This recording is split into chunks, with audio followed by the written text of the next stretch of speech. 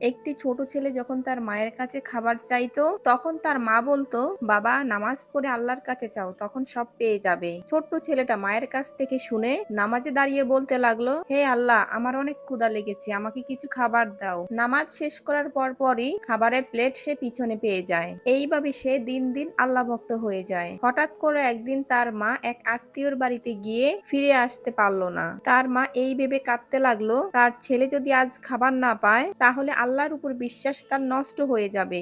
এতদিন তো তার মাই ছেলের পিছনে খাবার রাখতো। তার পরের দিন খুব সকালে মা বাড়িতে এসে ছেলেকে জিজ্ঞেস করলো, বাবা তুমি কি গতকাল খাবার খেয়েছো? ছেলেটি বলল, হ্যাঁ মা, খেয়েছি। মা অবাক হয়ে জিজ্ঞেস করলো, কিভাবে? ছেলে বলল, কেন মা, এতদিন যেভাবে খাবার পেয়েছি ঠিক ওইভাবেই, কিন্তু গতকালের খাবারটা খুব সুস্বাদু ছিল, কারণ নামাজ শেষ করার আগে খাবারের সুঘ্রাণ আমার নাকে আসে, তখন বুঝতে পারি আমার খাবার এসে গেছে। ছেলের এই কথা শুনে মা তাড়াতাড়ি নামাজে দাঁড়িয়ে আল্লাহ তাআলার কাছে শুকরিয়া আদায় করলো। প্রিয় ভাই বোনেরা, আল্লাহর উপরে যদি বিশ্বাস থাকে তাহলে আল্লাহ তাআলা তার বান্দাদেরকে কখনোই নিরাশ করে না।